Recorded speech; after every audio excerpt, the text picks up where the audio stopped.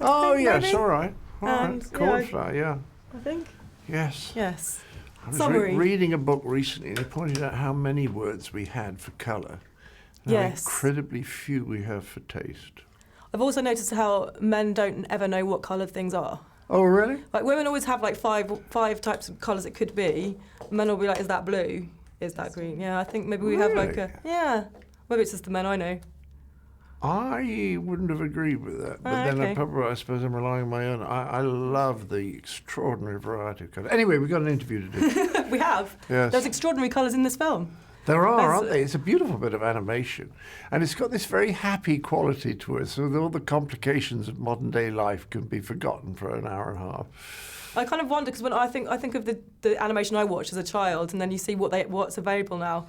I mean, could you have ever imagined being like part of a 3D movie and, you know, when you start... No, but because I'm an old grouch who thinks that the world is not necessarily becoming a better place, I kind of think it's like high-definition television. I said you can watch worse and worse programs in ever-improving detail, you know, which actually should be the other way around. The detail should be becoming worse and worse so that you don't have to bother to watch the programs. But I must say that making animated movies is the most pleasant work that I do, the most enjoyable. Well, when else do you get to play a plane? Well, exactly. And how else do you go into a studio and sit in a comfortable chair and not have to bother about makeup, not have to bother about learning your lines, not have to bother about shaving? And you just sit there, and some very nice, but they're always friendly and sort of, I don't know, just warm, friendly, relaxed, humorous people talked about the script with you, and then you do all the things that they want you to do and all their suggestions, and then they ask you to play a bit and come up with your own suggestions or maybe another line or different line of dialogue, and then you just have fun. And when they say they're happy, it means they have... It is not possible that they're going to choose a bad one. So all the pressure's off. It's great work. All bases are covered. All bases are covered. So you're saying you don't stand in there like doing plane arms and acting out flying? Oh, no. I just listen very, very carefully to the timing. I'm a pretty good judge of whether I've timed something properly. And they'll play it back to me. I may ask them now and again, can you play that bit back? And I say, no, I can do it better than that. You know, but the whole thing is a kind of collaboration, a little bit of an experiment. You're not quite sure what you're going to come up with that they are going to finally choose.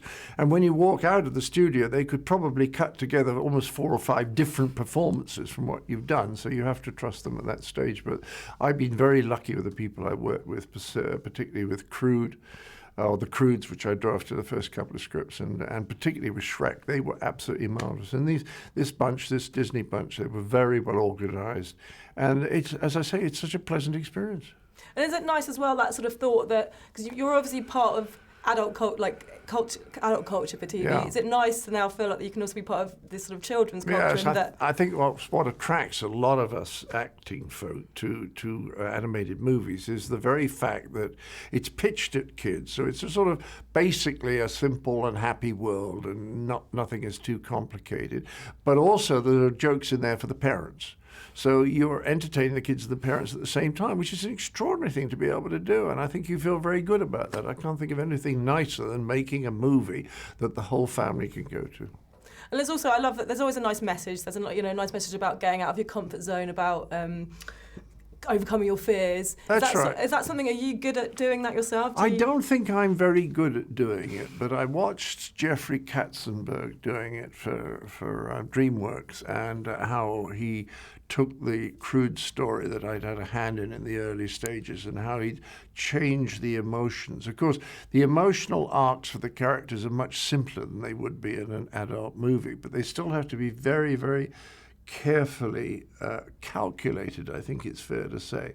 The rest of it may be quite spontaneous, but the underlying plan of what the movie should be doing emotionally is thought out very, very carefully. And can you remember the last time you were involved in a race of any kind? What was it? The last time I was involved in a race was about 1963, when I was still able to run.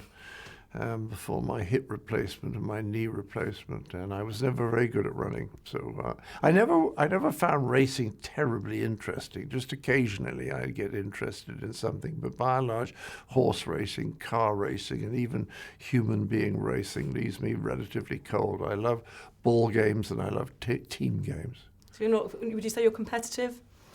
No, I think I'm a little bit less competitive than a lot of people. And sometimes I see how being utterly obsessed by winning at something can have a very strong upside as well as a strong downside.